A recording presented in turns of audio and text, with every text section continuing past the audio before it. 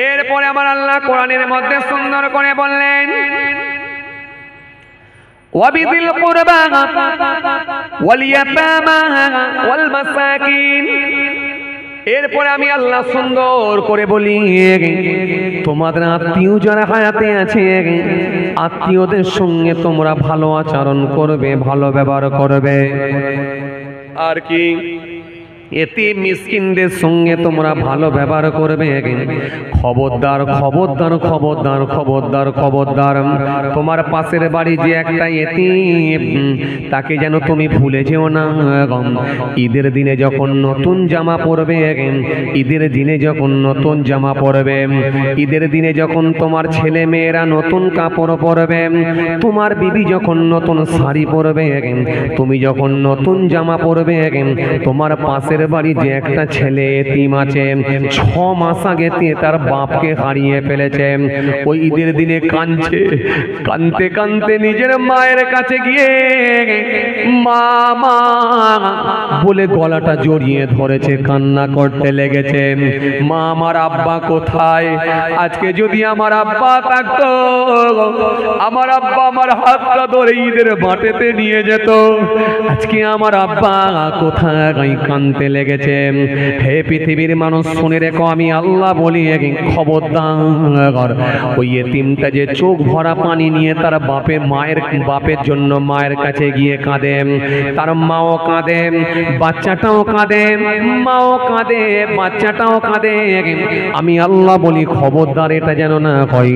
তুমি যে কোনো ভাবে তুমি একজন অবস্থাপন্ন ব্যক্তি ছিলে, তোমার পরিবারটা আমি আল্লাহ স্বচ্ছ করেছিলাম, মাসে তুমি অনেক টাকা বেতন পেতে, মনে রেখে দিও, তুমি যাও গিয়ে তোমার বাপ, তোমার পাশের বাড়ির ওই এতিম বাচ্চাটাকে গিয়ে একবার খুশি করে দাও, নতুন একটা জামা তার জন্য নিয়ে যাও, ওই বাচ্চাটার মায়ের জন্য একটা নতুন শাড়ি দাও। তোমাকে আমি আল্লাহ আওকাত দিয়েছি, খবরদার খবরদার, আমি আল্লাহর নির্দেশ হলো ওই এতিমটার এতিমটার মুখেতে হাসি ফুটিয়ে দেওয়া। কেন? আমার রাসূলুল্লাহ জানিয়ে দিয়েছেন, যে ব্যক্তিটা এতিমের মুখের হাসি ফুটিয়ে দেয়, যে ব্যক্তিটা এতিমকে খুশি করে দেয়, এতিমের মুখে হাসি ফুটিয়ে দেয়, সেজন্য আমি রাসূলুল্লাহ আমার মুখে হাসি ফুটিয়ে দিল।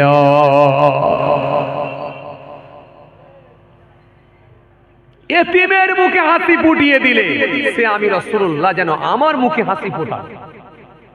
একটা এতিম বাচ্চা, ওই এতিম বাচ্চার মাথাতে যখন তোমার হাতটা দিয়ে একবার স্পর্শ করবে, একবার হাতটা দিয়ে তোমার হাতের তালুটা যখন তার মাথার চুলের উপরে একবার বুলিয়ে দেবে, যতগুলো চুল তোমার হাতের তালুতে স্পর্শ করলো, আল্লাহ ইচ্ছা করলে ততগুলো নেকি তোমার নেকির খাতাতে আল্লাহ দিয়ে থাকে। জোরে বলতে পারেন না? আরো খুশি মনে হয় না? এতিমের গুরুত্ব কত বুঝতে পারছেন? নবী বলেছেন, যে ব্যক্তি এতিমের মুখে হাসি ফোটালো, সে যেন আমি রাসূলুল্লাহ আমার মুখে হাসি ফোটালো। যে ব্যক্তি এতিমের খানা খাওয়ালো, সে যেন আমাকে খানা খাওয়ালো। এই জন্য ভাইরা আমার, বন্ধুরা আমার, সাথী মহব্বতের ভাইরা, তাহলে আপনাকে বাঁচতে হলে, জান্নাতে যেতে হলো, এটাও কিন্তু আপনার একটা পাঠ। পাশের বাড়ির এতিম, আপনার প্রতিবেশী একজন এতিম, তার দিকে আপনাকে সর্বসময় খেয়াল রাখতে হবে। এই দায়িত্বটাও কিন্তু আপনাকে পালন করতে হবে, এটা আপনার একটা পাঠ। আর কি, মিসকিন, মাসাকিন, মিসকিন, এই মিসকিনদের সঙ্গে ভালো আচরণ করো। দরজার সামনে এসে যখন হাতটা পেতেছে, যখন তাড়িয়ে দিও না, লাল চোখ বের করে তাড়িয়ে দিও না, খবরদার না। যদি ওই মিসকিনের সঙ্গে খারাপ আচরণ করো, আমি আল্লাহ ছাড়বো না।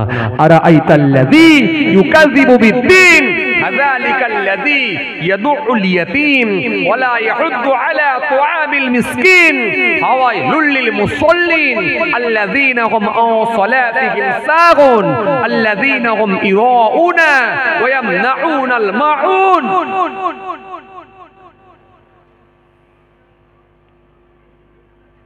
কিছু কথা বুঝতে পারছেন বাবাজি? হ্যাঁ, এই মিসকিনটার সঙ্গে তুমি ভালো ব্যবহার করো। কেন? মিসকিনের সঙ্গে যদি ভালো ব্যবহার করে তার যদি মন জয় করে দিতে পারো, আমার আল্লাহ রাজি হলে, খুশি হলে, আমার আল্লাহ সন্তুষ্ট হলে যদি রাজি হয়ে যায়, ওই একটা ভালো কাজই জান্নাতে যাওয়ার জন্য যথেষ্ট হয়ে যেতে পারে। জোরে বলতে পারেন না? আরো জোরে হয় না? তাই রামা, দরজার সামনে এসে হাত পেতেছে, খবরদার লাল চোখ দেখিয়ে তাড়িয়ে দিও না, তাড়িয়ে দিও না। তোমার দোকানে এসে হাত পেতেছে, খবরদার গরম পানি ছিটা মেরে তাড়িয়ে দিও না, তাড়িয়ে দিও না। তাড়িয়ে দিলে আমি আল্লাহ কিন্তু তোমাকে ছাড়বো না, খবরদার। আজকে সে অসহায় ব্যক্তি বলে তোমার কাছে এসেছে, হাত পেতেছে, খারাপ আচরণ করে না, লাল চোখ দেখিয়ে তাড়িয়ে দিও না। আমরা অনেক সময় দেখি যারা যাতায়াত করেন, আপনারা রাস্তাঘাটে যাতায়াত করেন, আমরাও করি, দেখি গাড়ির সিগনালে যখন আটকে যায়, আমরা দেখেছি অনেক সময় কিছু ব্যক্তি, অসহায় ব্যক্তি, তারা গাড়ির গ্লাসের সামনে এসে, দরজার সামনে এসে ঠকাঠক ঠকাঠক করে ঠকা মারে। কেন? হাতটা পাচ্ছে 10টা টাকা, হাতটা পাচ্ছে 5টা টাকা, হাতটা পাচ্ছে 20টা টাকা, 20টা টাকা। এমনও গাড়ি মালিক আছে মুখ ঘুরিয়ে নেয়, কাঁচ খোলে না, অথচ গাড়িটা কত টাকা দামি, স্করপিও গাড়ি, ইনোভা গাড়ি, ফরচুনার গাড়ি, কত হাই কোয়ালিটির গাড়ি চেপে আছে, যে গাড়িটার 20 লাখ, 30 লাখ, 50 লাখ, 60 লাখ টাকা দাম। এই 60 লাখ টাকা দামি গাড়ি চেপে আছে, 10টা টাকা দাম দেয় না। আপনি অবাক হয়ে যাবেন, কত কৃপণ ব্যক্তি, বুঝতে পারছেন? হ্যাঁ, আল্লাহ আপনাকে দিয়েছে গরিব মিসকিনকে দেওয়ার জন্য, সব আপনার নয়। যদি সবই আপনার হতো তাহলে জাকাত দেওয়ার প্রথা কিন্তু ইসলামে থাকতো না। আজকে জাকাত আমরা ঠিকঠাক দিই না বলে গরিব আছে। যদি জাকাত দেওয়ার সিস্টেম যেভাবে আছে, যদি ঠিকঠাক ভাবে জাকাত দেওয়া হতো, ধনী লোকেরা যদি ঠিকঠাক ভাবে জাকাত দিত, তাহলে একটা গরিব থাকতো না। কথা কিছু বুঝতে পারছেন বাবাজি? হ্যাঁ, এই দরজার কাছে এসে যখন হাত পাচ্ছে, খবরদার লাল চোখ দেখিয়ে যেন তাড়িয়ে দেবেন না। এটা আপনার অতিথি, মেহমান মনে করুন, মেহমান মনে করে স্বাগতম করুন, তাকে ঘরে নিয়ে এসে এক মুঠো খাওয়ার ব্যবস্থা করে দেন। দেন, আপনি 10টা টাকা, 20টা টাকা দিয়ে তার মুখে হাসি ফুটিয়ে তাকে বাড়ি পাঠান। কথা কিছু বুঝতে পারছেন বাবাজি? তাকান, আমার দিকে ধ্যান দেন। রাসূল করিম সাল্লাল্লাহু আলাইহি ওয়াসাল্লাম দরবারে বসে আছেন, হঠাৎ করে দেখা যায় সাহাবীদের সঙ্গে আল্লাহর নবী কথোপকথন করছেন, অর্থাৎ কথাবার্তা বলছেন। এমন অবস্থায় দেখা যায় একজন অতিথি এলো, মেহমান এলো। রাসূলুল্লাহ সাল্লাল্লাহু আলাইহি ওয়াসাল্লামকে এসে সালাম দিলেন, আসসালামু আলাইকুম ইয়া রাসূলুল্লাহ। ওয়ালাইকুম আসসালাম। আল্লাহ নবী সালামের জবাব দিলেন। জবাব দেওয়ার পরে মানুষটি বসলেন, বসে আল্লাহ নবীর বয়ানগুলো, আলোচনাগুলো শ্রবণ করতে লাগলেন, শুনতে লাগলেন। আস্তে আস্তে আস্তে আস্তে আস্তে আস্তে আস্তে অনেকটা রাত গড়িয়ে গেল, অনেকটা রাত হয়ে গেল। অনেকটা রাত হয়ে যাওয়ার পরে আল্লাহ নবী বললেন, বাবা এই রাতের বেলা তুমি বাড়ি যাবে কেমন করে? ইয়া রাসূলুল্লাহ, হাবিবাল্লাহ, হুজুর আমি তো আর বাড়ি যেতে পারবো না, কারণ তৎকালীন সময়ে তো এত রাস্তাঘাট উন্নত মানের ছিল না, গাড়ি ঘোড়া ছিল না, এক জায়গা থেকে আরেক জায়গায় যাতায়াত করাটা খুব কষ্টকর। সে মরুভূমির বালুর ওপর দিয়ে যেতে হতো, সেই উটের পিঠে চেপে যেতে হতো, এক জায়গা থেকে আরেক জায়গায় যাতায়াত করলে বড় কষ্টকর হয়ে যেত। আল্লাহ নবী সে সময় বলেন, বাবা এত রাতে তুমি কি করে যাবে, বাবা যাবে কি করে? ইয়া রাসূলুল্লাহ আমি তো যেতে পারবো না। আল্লাহ নবী বললেন, চিন্তা করো না, চিন্তা করো না, থেকে যাও, থেকে যাও। এই আমার বাড়িতে একটু খবর নিয়ে দেখো তো, আমার বাড়িতে কি কি কোনো খাবার আছে, একটু খবর নিয়ে দেখো তো। হে তরুণিয়া নওজওয়ান জামাকেরা, হে আমি মুরব্বিয়ানেরা, বাবা রাসূলকে দিয়ে আল্লাহ নবীর বাড়িতে যখন খবর নেওয়া হলো, খবর নিয়ে দেখা গেল রাসূলুল্লাহর বাড়িতে কোনো খাবার নাই। আল্লাহ নবী গরিবী হালতে জীবন যাপন করতে পছন্দ করতেন, তাই আল্লাহ নবী বড় কষ্ট করে জীবন যাপন করেছেন।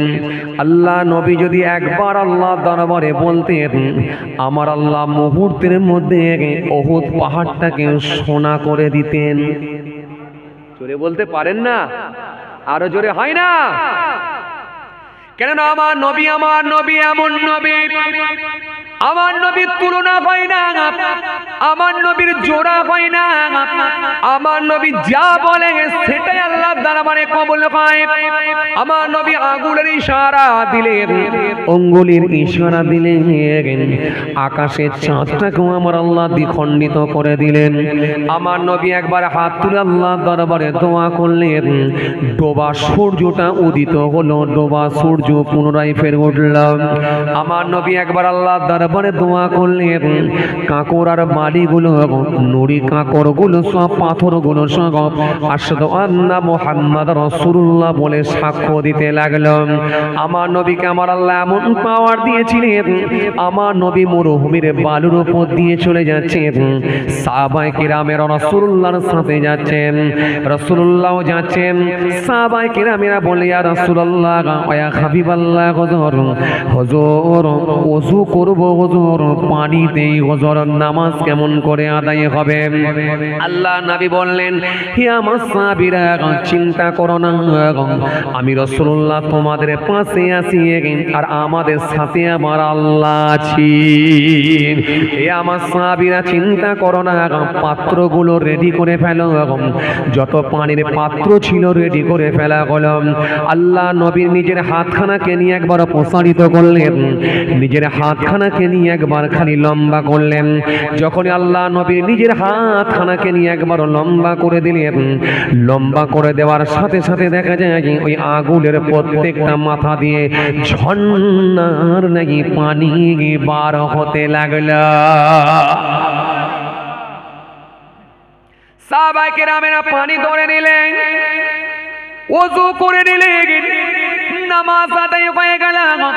সেই রাসূলুল্লাহকে আমার আল্লাহ এমন পাওয়ার দিয়েছিলেন, যা বলতেন সেটাই কবুল হতো। কিন্তু সেই রাসূলুল্লাহ গরিবী হালতে জীবন যাপনটাই বেছে নিয়েছিলেন, একমাত্র উম্মতের কথা মনে করেন।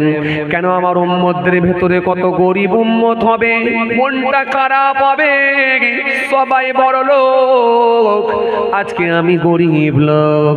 কিন্তু ওই উম্মত গরিব উম্মত হওয়ার পরে কিন্তু সে যখন আমার আমি রাসূলুল্লাহর কথা একবার মনে মনে ভাববেন যে আখিরি নবী, বিশ্ব নবী, নূর নবী, যে নবীর তুলনা হয় না, যে নবীর জোড়া হয় না, কোরআন স্পষ্ট ঘোষণা দিয়েছে, ইয়া আইয়ুহাল্লাযীনা আমানু ইসতাজিবু লিল্লাহি ওয়া লির-রাসূলি ইযা দাআকুম ইয়া আইয়ুহাল্লাযীনা আমানু লা তারফাউ আসওয়াতাকুম ফাওকা সাওতিন নবী মা আতাকুম রাসূলু ফাখুযুহু ওয়া মা নাহাকুম আনহু ফান্তাহু।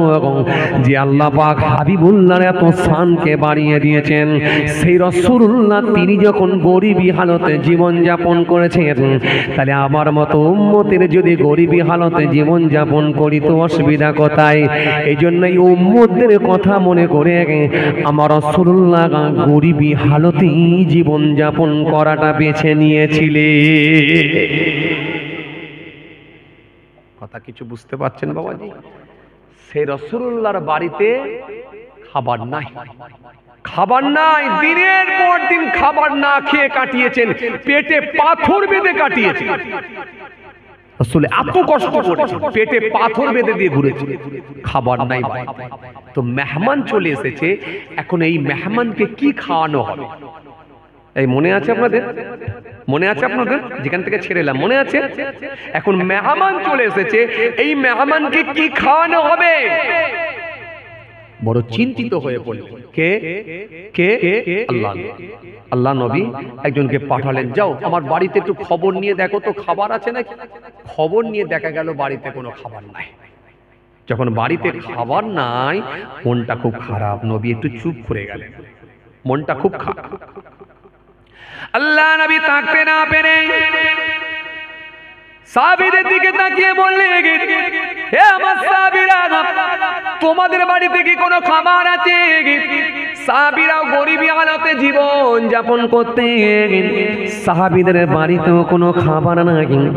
একজন সাহাবী আর একজন সাহাবীর মুখের দিকে তাকাতে লাগলেন, একজন সাহাবী আর একজন সাহাবীর মুখের দিকে তাকাতে লাগলেন। সাহাবীদের ভেতরে একজন সাহাবী ছিলেন যে আনসারী সাহাবী, যার নাম হলো হযরত আবু তালহা রাদিয়াল্লাহু তাআলা আনহু।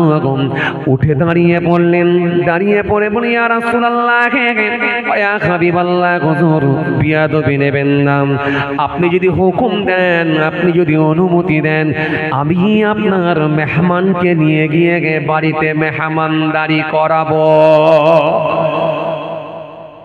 আমি আপনার মেহমানকে নিয়ে গিয়ে মেহমানদারি করাবো যদি আপনি হুকুম দেন। আল্লাহর নবী বলেন নিয়ে যাও, নিয়ে যাও, এই মেহমানকে বাড়িতে নিয়ে চলে যাও। হযরত আনসারী সাহাবী তিনি বাড়িতে নিয়ে গেলেন। বাড়িতে নিয়ে যাওয়ার পরে বাড়িতে গিয়ে একটা জায়গায় বসতে দিলেন। বসতে দেওয়ার পরে বিবির কাছে গিয়ে বললেন, বিবি, ও আমার বিবি, শোনো বিবি, আজকে রাসূলুল্লাহর মেহমানকে নিয়ে এসেছি বিবি। ও বিবি শুনে রাখো বিবি, এই মেহমানটা হলো রাসূলুল্লাহর মেহমান। আজকে এই মেহমানের জন্য কি কোনো খাবার আছে একবার বলো। বিবি সেই সময় বলল, ও আল্লাহ নবীর সাহাবী, বাড়িতে তো তেমন কিছু খাবার নাই, বাড়িতে যতটুকু খাবার আছে কোন রকমে বাচ্চাদের মতো হবে, এমনকি আপনারও হবে না আর আমারও হবে না। আল্লাহ নবী সাহাবী সেই সময় বললেন, বিবি এক কাজ করো, আজকে এ রাতে বাচ্চাদেরকে খাওয়াতে হবে না, পানি খাইয়ে দিয়ে চাপড়ে চাপড়ে ঘুম পড়িয়ে দাও বিবি। ও আমার বিবি শোনো, আজকে রাতে বাচ্চাদেরকে ঘুম পড়িয়ে দাও, আর আজকে রাতে তোমাকেও খেতে হবে না, না খেয়ে তুমিও শুয়ে পড়ো। আর আজকে রাতে আমি সাহাবী, আমিও খাবো না। তবে বিবি শোনো, যতটা খাবার আছে, যতটা খাদ্য আছে, এটা রাসূলুল্লাহর মেহমানের জন্য বের করে দাও, পাত্রে ঢেলে দাও। চলো আমি মেহমানকে গিয়ে দিয়ে আসি। পাত্রে যখন খাবারটা দিয়ে দেয়া হলো, রাসূলুল্লাহর মেহমানকে গিয়ে সামনে গিয়ে ধরিয়ে দেয়া হলো। হুজুর খান, মেহমানকে দেয়া হলো। মেহমান সেই সময় বললেন, ও আল্লাহ নবীর সাহাবী, আপনিও আমার সঙ্গে খান। সাহাবী চিন্তা করে দেখলেন, যদি আমি মেহমানের সঙ্গে হাত লাগাই হয়তো মেহমানের পেটটা ভরবে না, ভরবে না, ভরবে না। সাহাবী থাকতে না পেরে সাহাবী চিন্তা করে দেখলেন মেহমানের পেট ভরবে না, মেহমান ক্ষুধার্ত অবস্থায় থাকবে। এই কথা মনে করে সাহাবী আর দেরি না করে অমনি পাশেতে যে লম্ফটা জ্বলছিল, অমনি যে আলোটা জ্বলছিল, লম্ফটা জ্বলছিল, প্রদীপটা জ্বলছিল, সাহাবী বুদ্ধি করে একবার নিজের হাতখানা দিয়ে আলোটা বন্ধ করে দিলেন, নিভিয়ে দিলেন। অন্ধকার যখন হয়ে গেল, এইবারে সাহাবী হাতখানা ধুয়ে নিয়ে ওই একই পাত্রেতে বারবার হাত দিতে লাগলেন।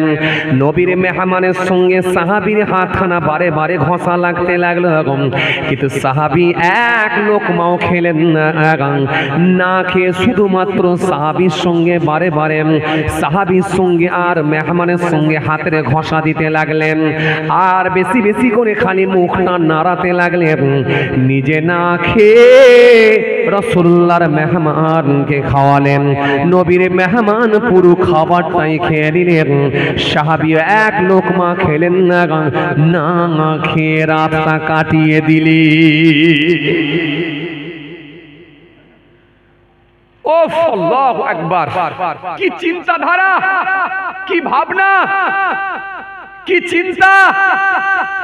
বাচ্চারা পর্যন্ত না খেয়ে, বিবিও না খেয়ে, আমিও না খেয়ে, বিবি এক লোকমাও আমি খাই না, আলো বন্ধ করে দিয়েছি, দিয়ে নবী সাহাবীর সঙ্গে খালি হাতে হাত লাগিয়ে ঘষা দিয়েছি আর মুখ নাড়িয়েছি, এক লোকমাও খায় না। কারণ তোমরা না খেয়ে থাকবে, আমি সাহাবী খাবো, এটা কখনো হতে পারে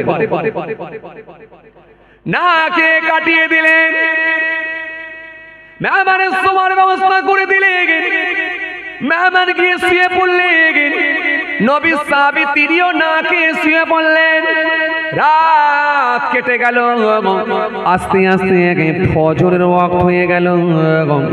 ফজরের নামাজ পড়বেন বলে নবীর মেহমানকে নিয়ে সাহাবী আর দেরি না করে সোজা মসজিদুন নববীতে গিয়ে পৌঁছালেন।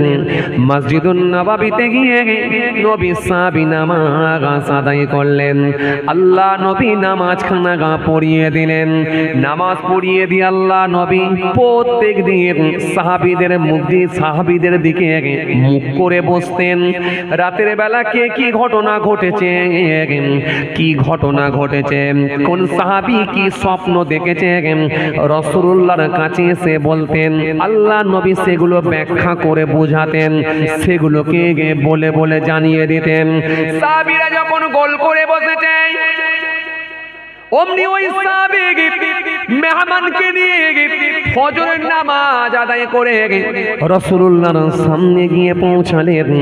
পৌঁছে গিয়ে একবার সালাম দিলেন, আসসালামু আলাইকুম ইয়া রাসূলুল্লাহ ইয়া হাবিবাল্লাহ। হুজুর যখনই এরকম সালাম দিয়েছেন, আল্লাহ নবী সালামের জবাবটা দিলেন। জবাবটা দিয়ে একটু মুচকি মুচকি হাসলেন।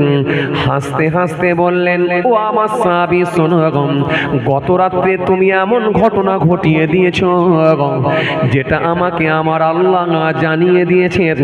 কেন আমি রাসূলুল্লাহ যা জানি তোমরা তা জানো না। আমি নবী যা দেখি তোমরা তা দেখতে পাও না।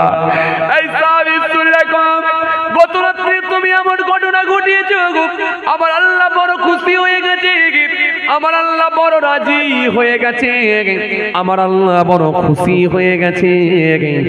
গত রাত্রে তুমি এমন ঘটনা ঘটিয়েছো, আল্লাহর আসমানে ফেরেশতারা তোমার জন্য কম্পিটিশন শুরু করে দিয়েছিল, কে কত বেশি নেকি লিখতে পারে। নেকি লেখার জন্য তোমার জন্য প্রতিযোগিতা চালু হয়ে গেছিল।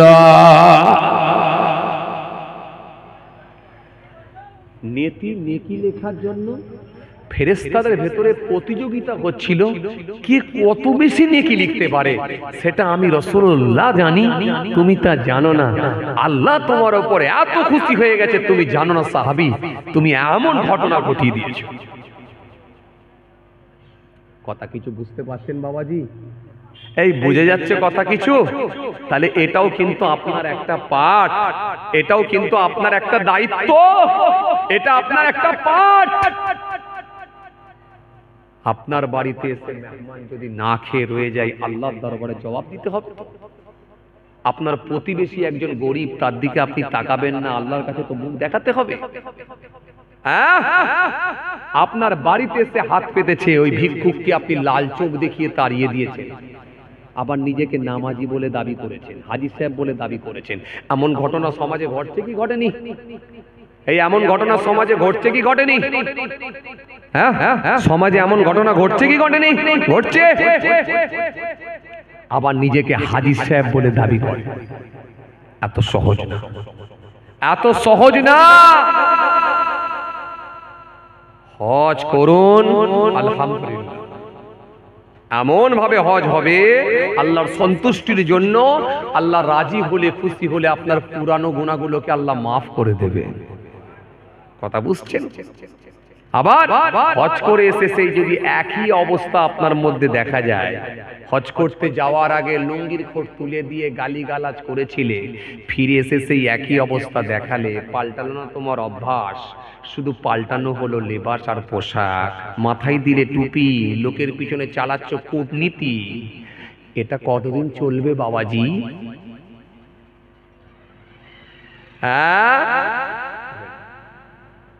আসেন, আপনি হাজী সাহেব হয়েছেন, আলহামদুলিল্লাহ, আপনার হজ পুরনোর গুনাহগুলোকে মাফ হয়ে যায়, এটার নাম হজ। ভাইরা আমার, বন্ধুরা আমার, কেন রাসূল হাদিসের মধ্যে বলেছেন, ইন্নাল ইসলাম ইয়াহদিমু মা কানা ক্বাবলাহু ওয়া ইন্নাল হিজরাতা তুহদিমু মা কানা ক্বাবলাহু ওয়া ইন্নাল হজ্জা ইয়াহদিমু মা কানা ক্বাবলাহু। তো সহজ। ইসলাম ওই সমস্ত গুনাহ বিনষ্ট করে যাহা তাহার পূর্বে করিয়াছিল। যদি কোনো ব্যক্তি 50 বছর পরে ঈমান কবুল করে নেয়, যদি বুঝতে পেরে যায় সে একজন ভিন্ন ধর্মের মানুষ, কিন্তু বুঝতে পেরেছে যে ইসলাম ধর্মটাই সঠিক ধর্ম, 50 বছর পরে যদি সে ঈমান কবুল করে, আল্লাহ ইচ্ছা করলে তার পূর্বের গুনাহগুলোকে ক্ষমা করে দিয়ে থাকেন। জোরে বলবেন না? আর কি, হিজরত ওই সমস্ত গুনাহ মাফ করে দেয়। হিজরত।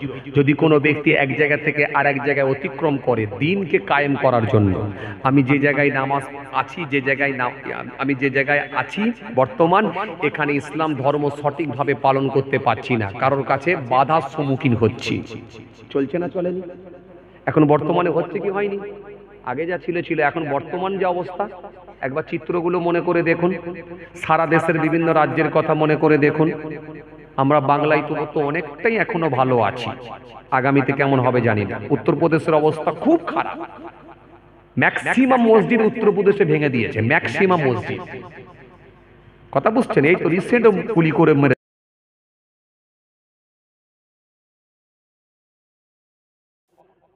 প্রকাশ হচ্ছে না, অনেক খবর চেপে রেখেছে, জানতে দেয় না। যাই হোক, অবস্থা হচ্ছে দেখছে জি, এই হচ্ছে দেশের অবস্থা। কথা বুঝে আসছে তো? আপনাকে আমি যেটা বোঝাতে চাইছিলাম, আমি যদিও রাজনীতির লোক না, আমি ওটা নিয়ে আলোচনাও করতে চাই না, আমি আপনাকে জাস্ট বোঝানোর জন্য বলছি। কি বলছিলাম? তাহলে এই যদি কোনো ব্যক্তি তার ধর্মকে টিকিয়ে রাখার জন্য, তার দিনকে মানার জন্য এক জায়গা থেকে আর এক জায়গায় যদি হিজরত করে চলে যায়, আমার নবী বলছে আল্লাহ ইচ্ছা করলে তার পূর্বের গুনাহগুলোকে মাফ করে দিয়ে থাকে। জোরে বলতে পারেন না? আর কি হজ ওই সমস্ত গুনাহ বিনষ্ট করে যাহা তাহার পূর্বে করিয়াছিল।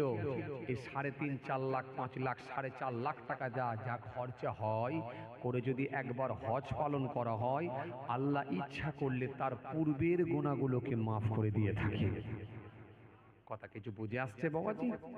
ভাইরা আমার, বন্ধুরা আমার, সাথী মহব্বতের ভাইরা, তাহলে হজ করে এসে যদি আপনার সিস্টেম যদি চেঞ্জ না হয়, আপনার ব্যবহার আচার যদি চেঞ্জ না হয়, আপনার যদি কথাবার্তার ধরন ঠিক না হয়, তাহলে তো নিশ্চিতভাবে আপনি ব্যর্থ, নিশ্চিতভাবে আমার আল্লাহর কাছে ধরা খাবে।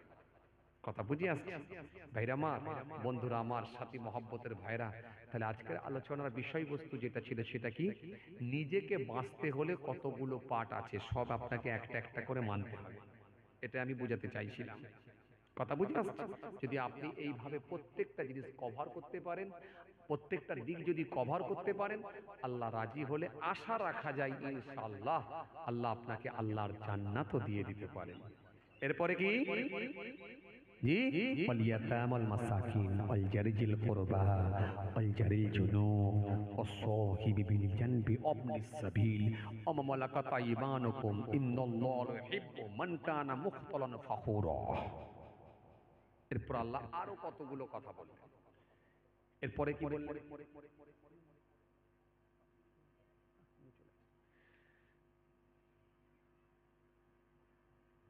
আল্লাহ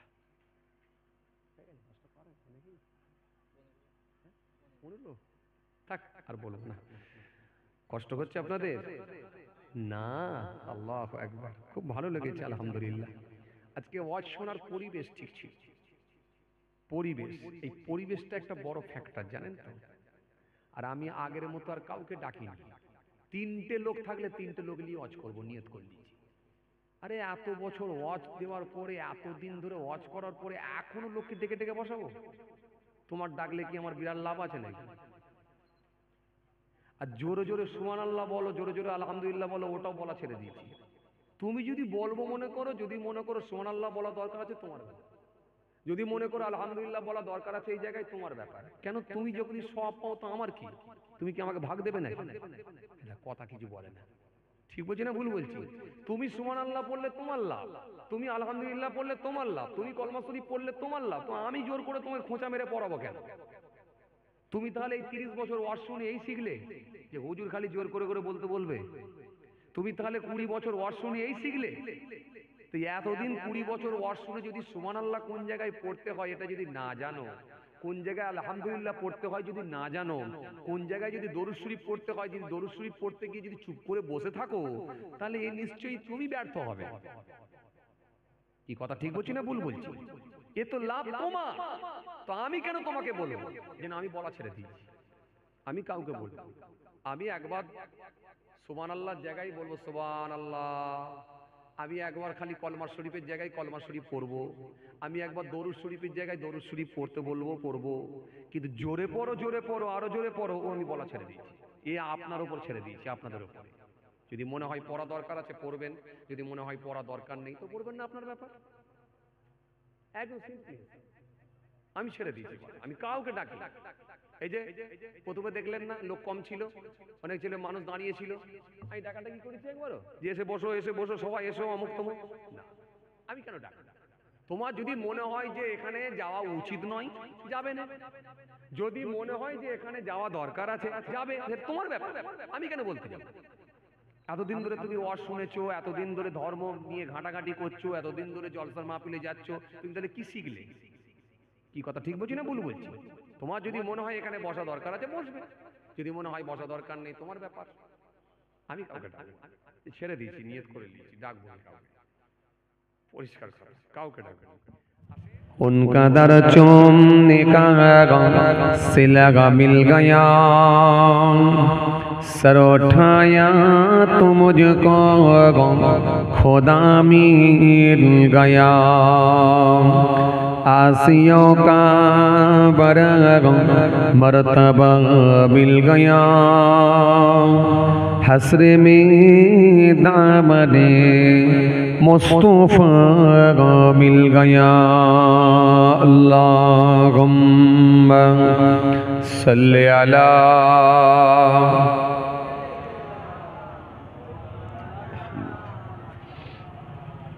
व अला आलि सय्यिदिना।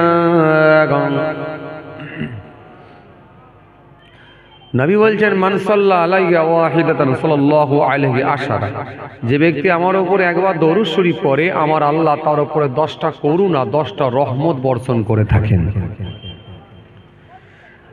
আল্লাহ নবী সুন্দর করে সাহাবাদের জানালেন ইন্নী লাকিতু জিবরিল ফাবাশশারনি ফাকালা ক্বাল আল্লাহু তাআলা মান সাল্লা আলাইকা সাল্লাইতু আলাইহি ওয়া মান সাল্লামা আলাইকা সাল্লামতু আলাইহি ফাসাজাদতু লিল্লাহি শুকরা। আল্লাহর নবী বললেন দেখো জিবরাইল ফেরেশতা এসে আমাকে খুশির সংবাদ দিয়েছে। সাহাবীরা বলেন কি খুশির সংবাদ? আল্লাহর নবী বললেন যে ব্যক্তি আমার উপরে একবার দরুদ শরীফ পড়ে আমার আল্লাহ তার উপরে রহমত বর্ষণ করে, আর যে ব্যক্তি আমার উপরে সালাম পাঠ করে আমার আল্লাহ তার উপরে সালাম প্রেরণ করে। নবী বলছেন এটা শোনার সাথে সাথে আমি রাসূল থাকতে না পেরে ফাসাজাদতু লিল্লাহি শুকরা, আমি শুকরিয়ায় সিজদায় পড়ে গেলাম। কিন্তু কথা বুঝতে পারছেন বাবাজি? এবারে দরুদ শরীফ আমাদের পড়া দরকার আছে জি। এবার একটু আমরা ভাবনা চিন্তা করি, যদি মনে হয় দরুদ শরীফ পড়া দরকার তাহলে একটু উচ্চ আওয়াজে মনোযোগ দিয়ে পড়েন, একটু মহব্বতের সঙ্গে পড়েন। আল্লাহুম্মা সাল্লি আলা সাইয়্যিদিনা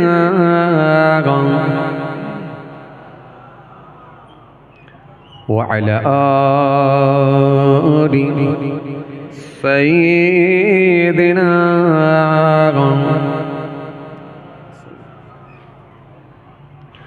उनका दर चूमने का सिला मिल गया,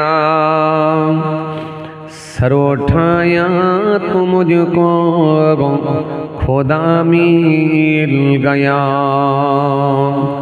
आसियों का बरग मर्तबा मिल गया,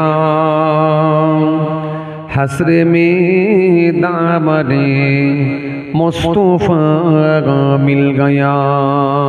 अल्लाहुम्मा सल्ली अला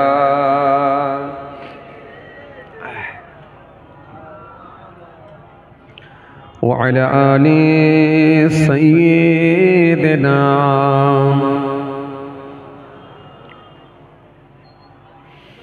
প্রভুর ডাকে সবাই জাগে, হায় মুসলিম তো জাগলি না, প্রভুর ডাকে সবাই জাগে, হায় মুসলিম তো জাগলি না, বেভর গমে ঘুমিয়ে রইলি, ঘুম কিরে তোর ভাঙল না, প্রভুর ডাক ডাকে সবাই জাগে, হায় মুসলিম তো জাগলি না প্রভুর ডাকে সবাই জাগে, হায় মুসলিম তো জাগলি না। আল্লাহুম্মা সাল্লি আলা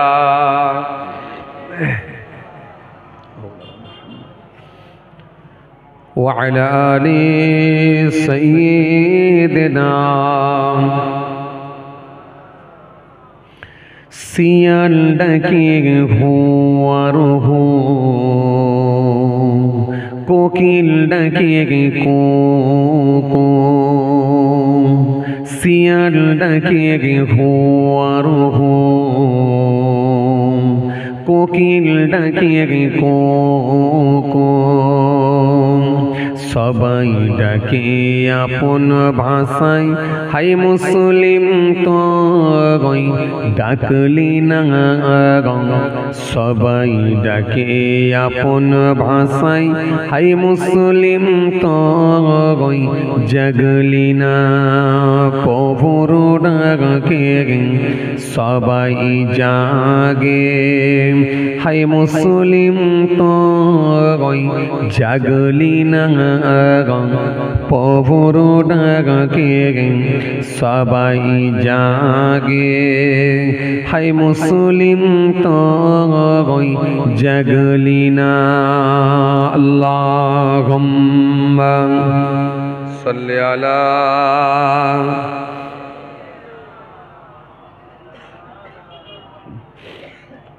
ওয়া আলা আলি সাইয়্যিদিনা।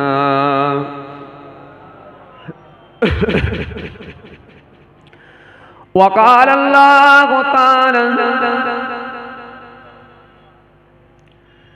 في كلامه المجيد والفرقان الحميد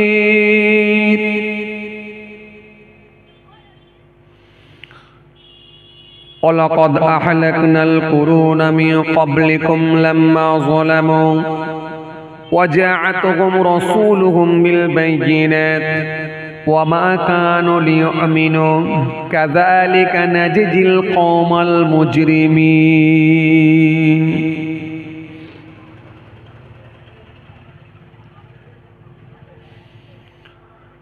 وقال النبي صلى الله عليه وسلم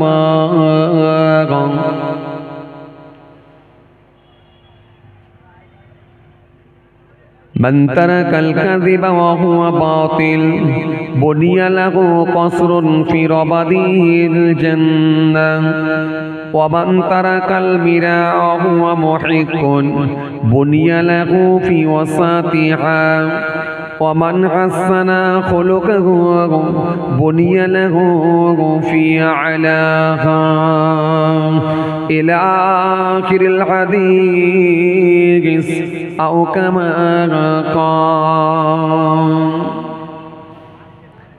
প্যারা হাজিরিন মজলিস, শ্রদ্ধেয় দিনদার ইমানদার পরেজগার মুত্তাকি বয়োজ্যেষ্ঠ আল্লাহওয়ালা প্রবীণ মানুষেরা, আজকের মাহফিলে বসে থাকা নামাজি রোজাদার দিনদার খোদা ভীরু আল্লাহওয়ালা মানুষেরা, আজকের মাহফিলে বসে থাকা আমার যুবক সাথী মোহাব্বতের ভাইয়েরা, আমাদের ঘরের সন্তানেরা, আমার ছোট ছোট ভাই বোনেরা, আজকের মাহফিলে বসে থাকা হাফিজে কোরআন, ওলামায়ে কেরাম, হুফাজে কেরাম, আল্লাহ পাকের হাজি বান্দা গণেরা, খাস করে এই মহল্লার ইমাম, আমাদের সকলের কাছে সম্মানীয় ব্যক্তি আমাদের জনাব হযরত হাফিজ মাওলানা আব্দুল কাইয়ুম সাহেব, সকলকে আমি আমার অনেক অনেক সালাম, শুভেচ্ছা, ভালোবাসা জানিয়ে খুব অল্প সময় সংক্ষিপ্ত কিছু বয়ান করে আপনাদের খেদমত থেকে বিদায়।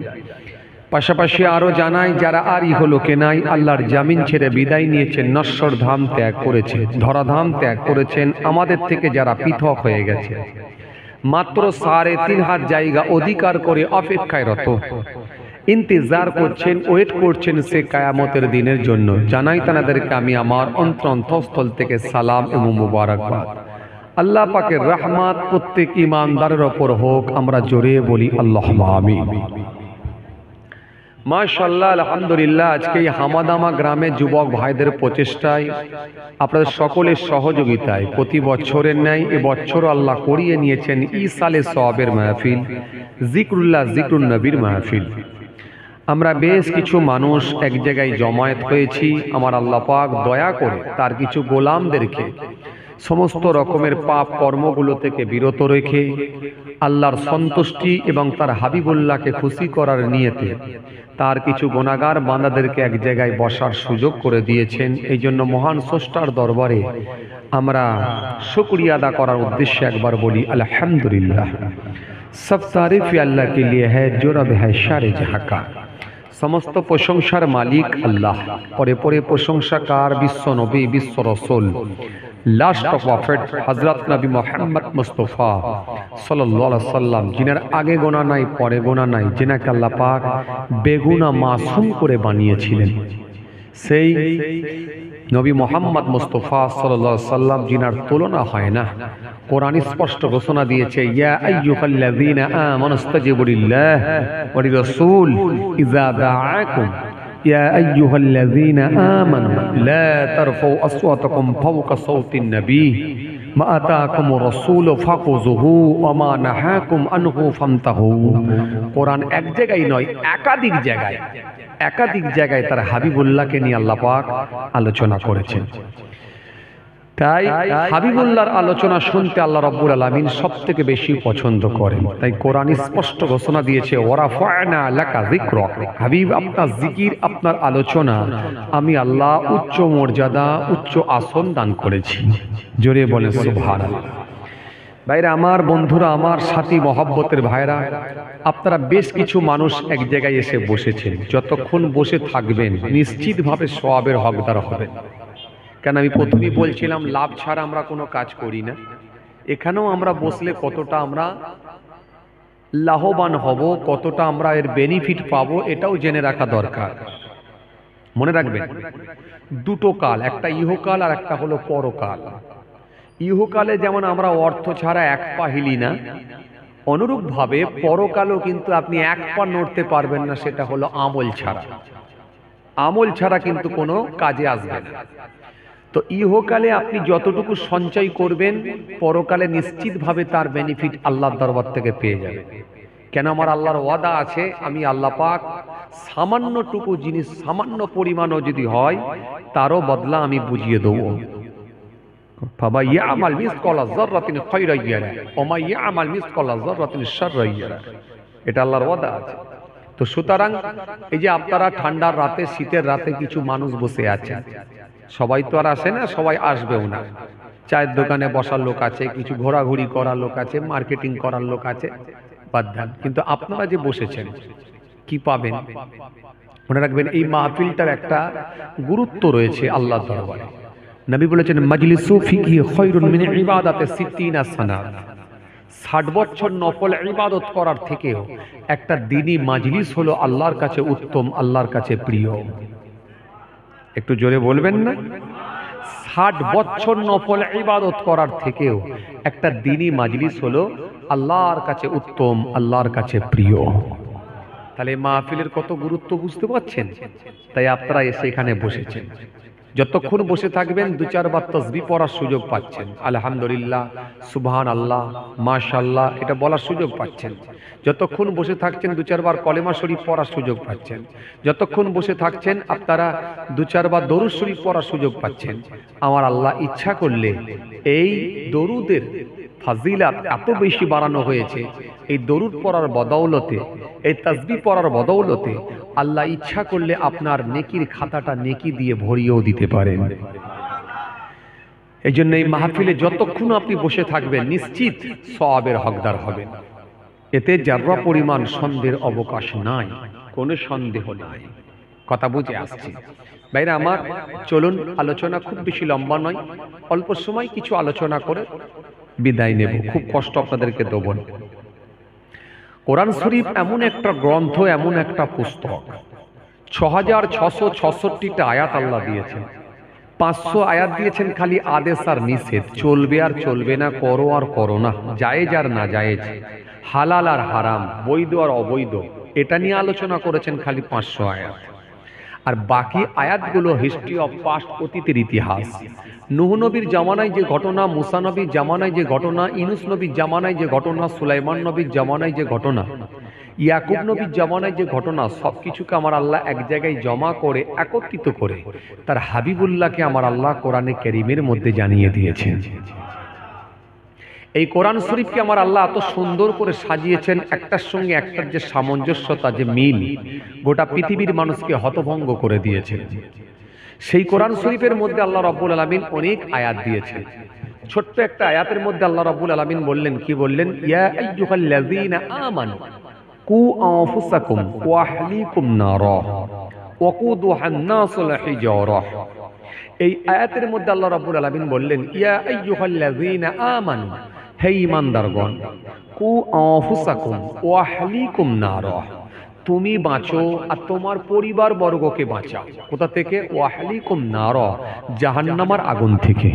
কেন? ওয়াকুদুহান নাসুল হিজারাহ, যে জাহান্নামার আগুন হবে, যে জাহান্নামার আগুন হবে মানুষ আর পাথর দিয়ে। মানুষ আর পাথর দিয়ে, মানুষ আর পাথর দিয়ে জাহান্নামের আগুন জ্বলবে।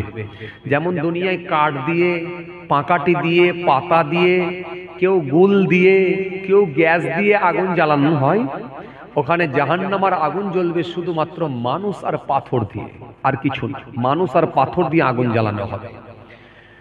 তাহলে রব্বুল আলামিন আল্লাহ পাক এই আয়াতের মধ্যে কি বললেন? তুমি বাঁচো আর তোমার পরিবার বর্গকে বাঁচাও। আমরা যদি হিসাব করে দেখি, আমরা তবু কিছু মানুষ বয়স হয়ে যাবার কারণেতে, একটু ভয় ভীতি ঢোকার কারণেতে, তবু কিছু মানুষ আমরা নিজেরা চেষ্টা করি বাঁচার, চেষ্টা করি। যে লোকটা দেখবেন বাবাজি 20 বছর 30 বছর হয়ে গেছে, নামাজ পড়ে না, 50 যেই পার হয়ে গেল অমনি দেখেন নামাজ ধরে নিয়েছে, সাদা দাড়ি দেখেন মুখে এবারে ফুটছে, মাথায় টুপি দিয়েছে, নবীর সুন্নাত মেনে চলার চেষ্টা করছে। তার মানে তারও টার্গেট আছে, যে কোনো ভাবে আমাকে জাহান্নামের আগুন থেকে বাঁচতে হবে। এই জাহান্নামের আগুন থেকে বাঁচতে হবে, এই চেষ্টাতে সে কিন্তু যতটা পারছে ধর্মের বিধান মেনে চলার চেষ্টা করছে। কিন্তু আল্লাহ রাব্বুল আলামিন এই আয়াতের মধ্যে দুটো কথা বলেছেন। একটা কি বলেছেন? তুমি বাঁচো, আর একটা কি বলেছেন? তোমার পরিবার বর্গকে বাঁচাও। তার মানে আপনার ফ্যামিলিকে, আপনার পরিবারকে বাঁচানোর দায়িত্বটাও কিন্তু আপনার।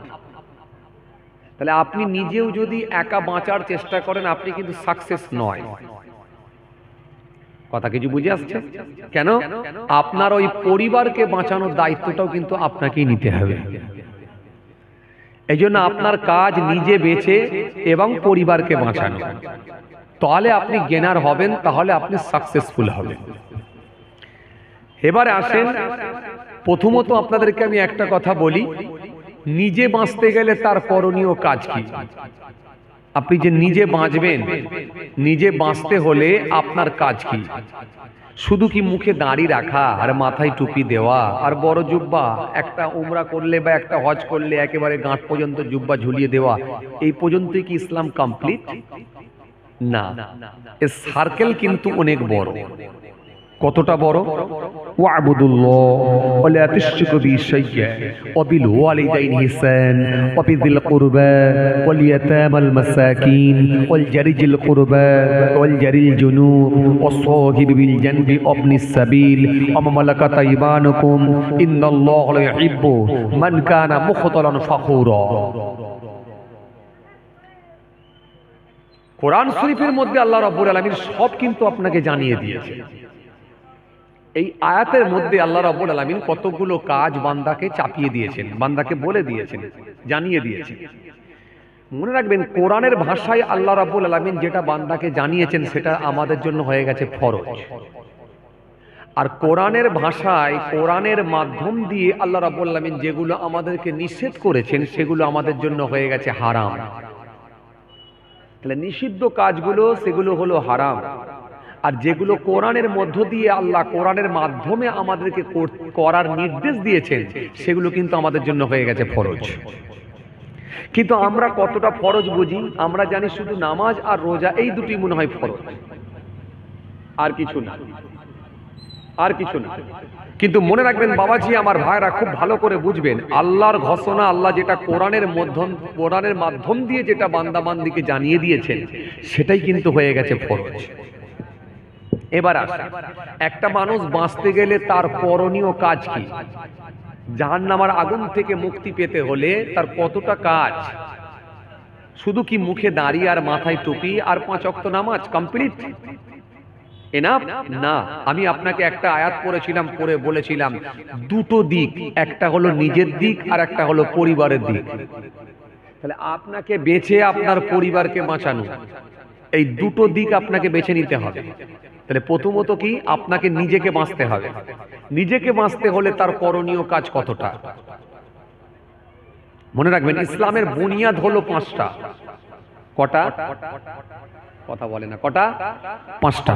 শাহাদাতুল লা ইলাহা ইল্লাল্লাহ ওয়া আন্না মুহাম্মাদুর রাসূল।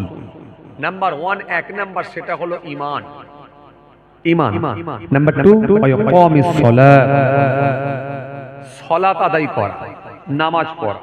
নাম্বার 3, ইতাইজ যাকাত, যাকাত আদায় করা। নাম্বার 4, ওয়াল হজ, হজ পালন করা। যাদের আর্থিক অবস্থা স্বচ্ছ নয়, সাহেবে নিসাব যিনারা নন, তাদের জন্য হজ লাগবে না। অসৌমি রমাদান। 5ম নম্বরে হলো রোজা। তাহলে নামাজ, রোজা, হজ, যাকাত আর ঈমান, এই 5টা স্তম্ভের উপরে ইসলাম দাঁড়িয়ে আছে, খুঁটি 5টা। এরপরে আপনার করণীয় কাজ কি? আমি সূরা নিসা থেকে একটা আয়াতে কারিমা তেলাওয়াত করেছিলাম, ছোট্ট আয়াত। এখানে আল্লাহ রাব্বুল আলামিন কতগুলো কাজ আপনাকে জানিয়ে দিয়েছেন বান্দাকে করতে হবে। সেগুলো কি? 1 নম্বরে কি? ওয়াবুদুল্লাহ ওয়ালা তুশরিকু বিহি শাইয়্যা, শিরিক মুক্ত জীবন তৈরি করতে হবে। জীবনে যতদিন বেঁচে থাকবেন শিরিক করতে পারবেন না।